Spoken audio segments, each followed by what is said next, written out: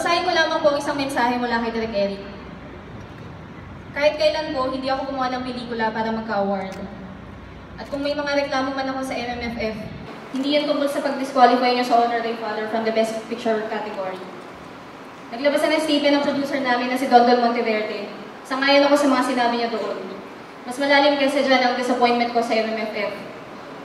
Mula sa pagpili niyo ng mga sining isasali hanggang sa pagkonsinti niyo sa masahol na trato ng mga sinehan sa ibang pelikula, lalo na ng maliliit na producers.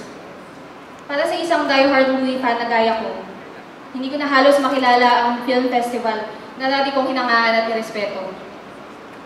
Maraming salamat po sa libreng publicity at higit sa lahat sa pagbukas ng pinto para pag-usapan na sa wakas ng filmmakers, pati ng moviegoers ang mga hinagat nilang pagbabago para sa MMFF.